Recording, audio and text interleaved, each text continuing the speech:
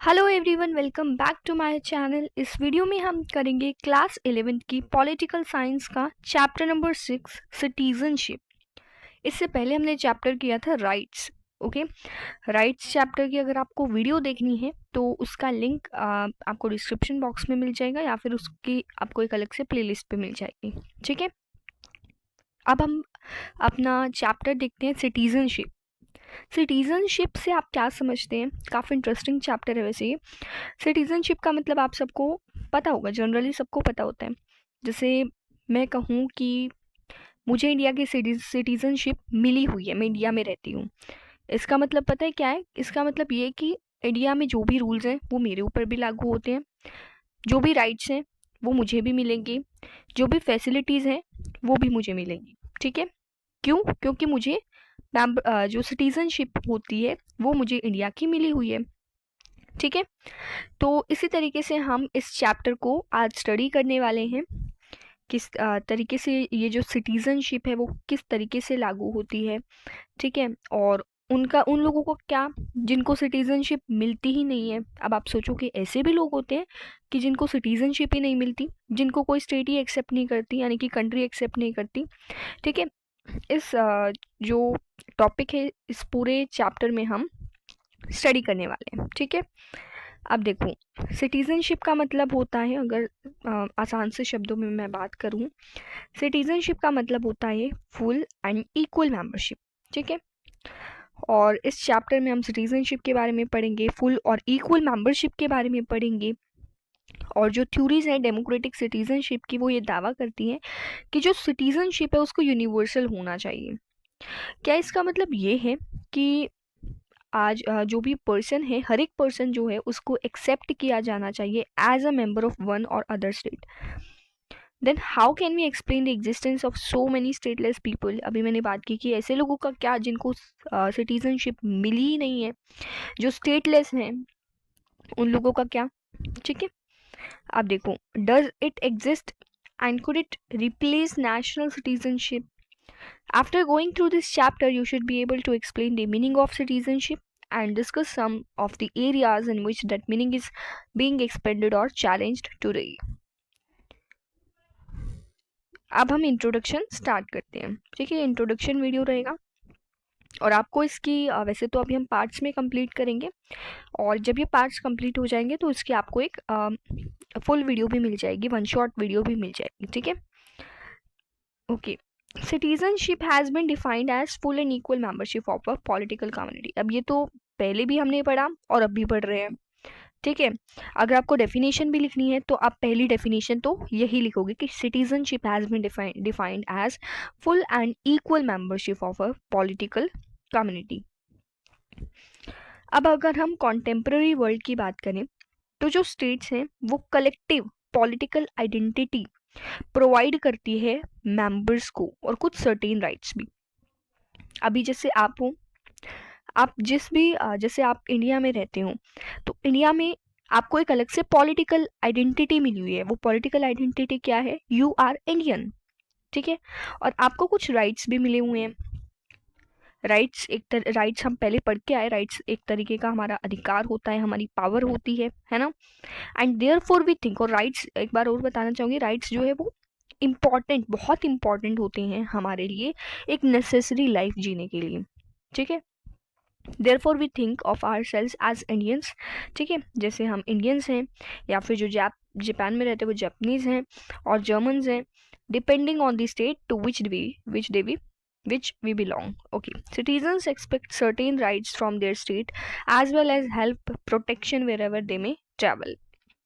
अब जैसे अगर इंडिया का कोई भी पर्सन है, अगर वो किसी बाहर की कंट्री में जाता है और बाहर की कंट्री में जाकर कुछ ऐसी सिचुएशन हो जाती है कि वो वहीं पर फंस जाता है, तो इंडिया क्या करता है? इंडिया उन लोगों को वापस लाने की कोशिश करता है। अगर वहाँ पर कोई भी वॉर चल रही है तो इंडिया क्या करेगा? पहले हमारे जो वहाँ पर लोग हैं उनको बाहर निकालो, है ना। अब क्यों प्रोटेक्ट कर रहा है इंडिया उन लोगों को? क्योंकि वो इंडियन है, क्योंकि उनको पॉलिटिकल आइडेंटिटी मिली हुई है। ठीक है, क्योंकि उनको सिटीजनशिप मिली हुई है, मोस्ट इंपॉर्टेंट बात। ओके, जो इम्पोर्टेंस है ना फुल मेंबरशिप की स्टेट की, वो that can be appreciated. If we think of the condition of thousands of people in the world who have bad fortune to be forced to live as refugees or illegal migrants because no state is willing to grant them membership. अब कुछ state कुछ लोग ऐसे भी होते हैं जिनको membership ही नहीं मिली होती, सिटीजनशिप ही नहीं मिली होती, तो उन लोगों को कोई स्टेट एक्सेप्ट ही नहीं करती और उन लोगों को ऐसे जैसे टेंट वगैरह में कहीं भी अपना टेंट लगा के वो रह लेते हैं, बट उनको कोई भी राइट नहीं मिलता है, ना ही कोई फैसिलिटी मिलती है। ठीक है, फैसिलिटी जैसे अब ये भी हमारा राइट है कि हमें पानी मिले, एडिक्वेट हाउसिंग हो, ये भी हमारा राइट है, बट उनको ये राइट भी नहीं मिलते, जो बेसिक राइट है वो भी नहीं मिलेंगे अगर उनको मेंबरशिप ही नहीं मिलती है तो। अब ऐसे लोगों को राइट्स नहीं दिए जाते, यही बात इसमें बोली गई है।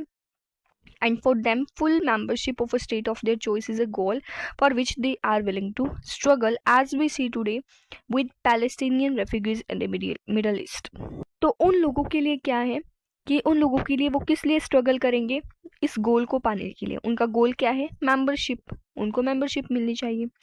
ठीक है, और ऐसा ही एक एग्जाम्पल दे रखा है पैलेस्टीनियन रेफ्यूजीज जो कि मिडल ईस्ट में है। अब देखो इस कार्टून जो है यहाँ से भी आपको बताने की कोशिश की जा रही है उनके struggle, give justice, world's worst dictators. Okay, जो precise nature of the rights granted to the citizens में vary from state to state. हर एक स्टेट में, स्टेट मतलब यहाँ पर कंट्री है, ठीक है, तो हर एक कंट्री में अलग अलग राइट्स दिए जाते हैं। ऐसा तो नहीं है कि जैसे हमारे इंडिया में राइट दिए जाते हैं फंडामेंटल राइट, और भी काफ़ी सारे राइट्स होते हैं, लेकिन हमारे राइट किसी बाहर की कंट्री के राइट के जैसे नहीं है ना, सिमिलर तो नहीं है। ठीक है, and in most democratic countries today they would include some political rights. जैसे पीछे हम पढ़ के आए हैं पॉलिटिकल राइट्स के बारे में हमने पढ़ा, तो जैसे डेमोक्रेटिक कंट्री में इसमें क्या होता है, पॉलिटिकल राइट्स दिए जाते हैं, जैसे कि right to vote, civil right, जैसे कि फ्रीडम ऑफ स्पीच और बिलीफ, और सोशियो इकोनॉमिक राइट जिसमें राइट टू मिनिमम वेज हो गया। ठीक है, और ये जो इकोनॉमिक राइट होता है वो बेसिक राइट माना जाता है, मतलब इस राइट के बिना ना ही कि हम पॉलिटिकल राइट को एंजॉय कर सकते हैं और ना ही कल्चरल राइट को एंजॉय कर सकते हैं। ठीक है, 3 चीज़ें पढ़ी थी ना हमने, political right, economic right and cultural rights वाले चैप्टर में। और the right to education, equality of right and status is one of the basic right of the citizenship. अब ये इक्वालिटी ऑफ राइट जो है वो बेसिक राइट माना जाता है किसका, सिटीजनशिप का।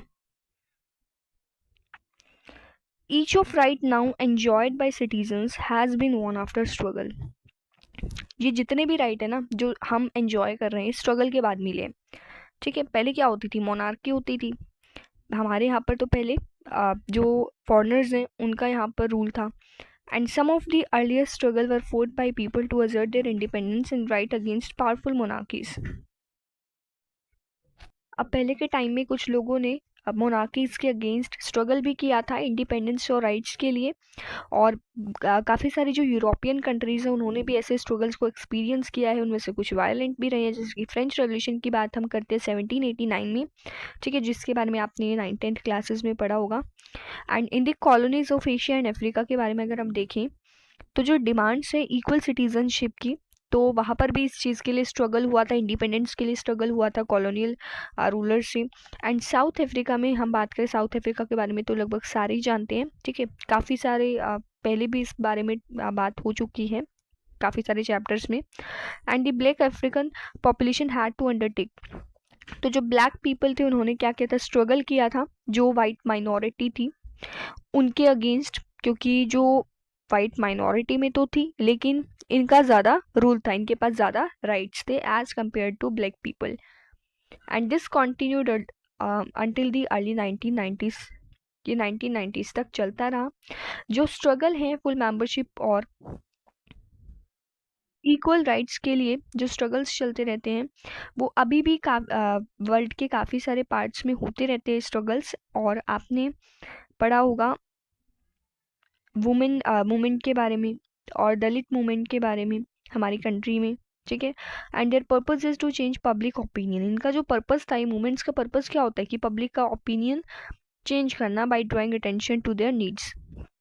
जो उनकी नीड्स हैं उनकी तरफ अटेंशन ड्रॉ करके पब्लिक के ओपिनियन को चेंज करना और गवर्नमेंट को भी इन्फ्लुएंस करना कि गवर्नमेंट जो है पॉलिसीज बना सके ताकि सबको इक्वल राइट और इक्वल अपॉर्चुनिटीज मिल सके।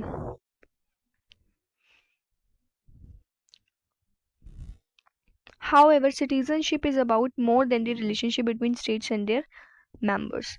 तो सिटीजनशिप स्टेट और मेंबर्स के बीच में जो रिलेशनशिप है उससे बढ़कर है, और इसका मतलब ये भी है कि citizen citizen relation and involves certain obligation of citizen to each other and to the society.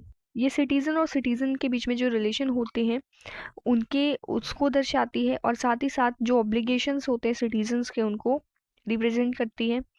And this would include not just a legal obligation, इसमें सिर्फ लीगल ऑब्लिगेशंस नहीं आते हैं जो स्टेट्स लगाती हैं, बल्कि कुछ मोरल ऑब्लिगेशन भी आते हैं, ठीक है। And to contribute to moral obligation जैसे पार्टिसिपेट करना, कंट्रीब्यूट करना, shared life of the community.